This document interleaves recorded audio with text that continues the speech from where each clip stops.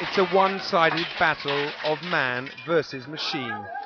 This is Nablus on the West Bank, a scene that's become all too familiar in the Israeli-Palestinian conflict. Palestinian youths confronting one of the Israeli army's hated bulldozers. Israeli soldiers call it doobie or teddy bear, but there's nothing cuddly about these specially modified bulldozers. At 64 tons, it's a machine of awesome, destructive power, the iron fist of the Israeli army. They're used not only to destroy Palestinian houses, which Israel claims is justified for security reasons. They're also used in the construction of settlements and bypass roads, as well as Israel's controversial security barrier. At the same time, they have been used to uproot thousands of Palestinian olive and fruit trees.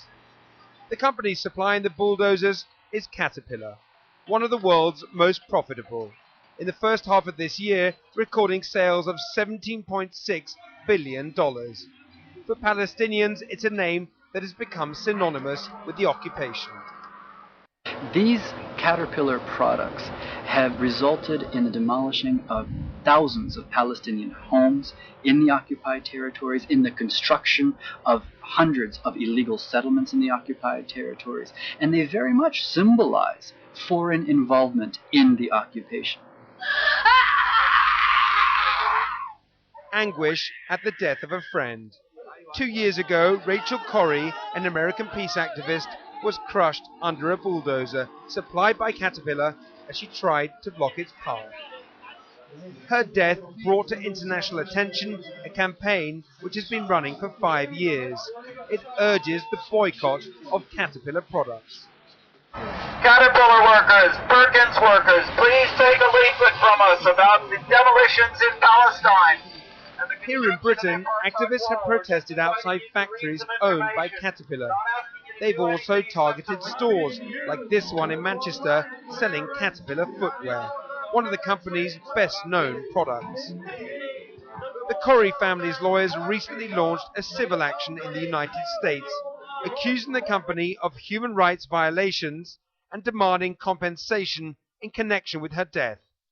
The case now includes other plaintiffs. Caterpillar has filed a motion to dismiss the Corrie case. Lawyers acting for the family say Caterpillar is liable because the company has been repeatedly told by human rights groups since the 1980s that its vehicles are used in house demolitions. They say the company knowingly contravenes international law but has failed to act. How is Israel demolishing these homes? Well, it's using Caterpillar bulldozers.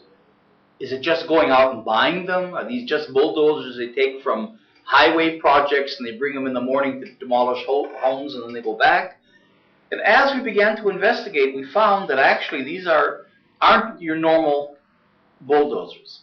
To his horror, Jeff Halper, an American Jew who runs the Israeli Committee Against House Demolitions, discovered that bulldozers usually used for construction have been transformed into highly destructive, militarized machines. These are two-story, tremendously powerful machines. They're machines that are really mining equipment that have been modified especially for the Israeli army by Caterpillar to demolish homes. In a statement to Channel 4 News, Caterpillar maintains that Caterpillar does not make these modifications. This is done by the customer. For the past 4 years, activists have wrongly included Caterpillar in a publicity campaign aimed at advancing their much larger political agendas. Caterpillar fully complies with all local, US and international laws and policies governing sales of our products around the world. Not a view shared by Palestinians. Look, in the United States, we have a law that products cannot be used in violation of international law. So if Caterpillar is fully aware that its products are being used by the Israeli government, its customer, to violate the Fort Geneva Convention, to violate the rights of Palestinians under occupation, then Caterpillar is under an obligation to stop selling those products. Unfortunately, Caterpillar has learned that it prefers profits over human rights.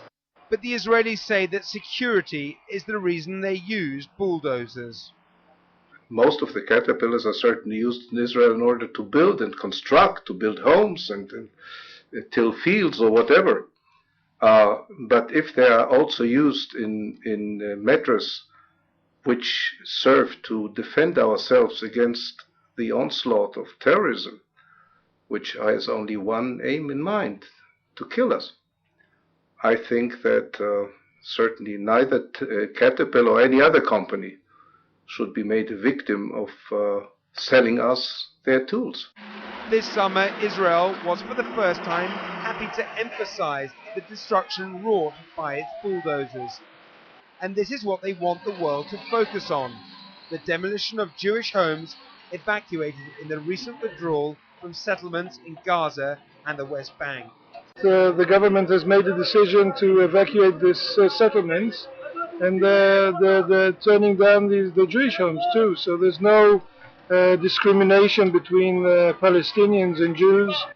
Israeli human rights groups insist there is no comparison.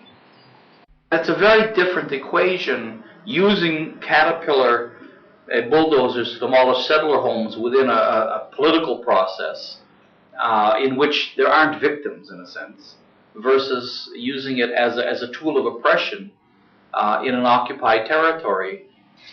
But now, though, Caterpillar refuses to stop the sale of bulldozers to Israel. This week, the company announced that it will significantly increase production to meet international demands.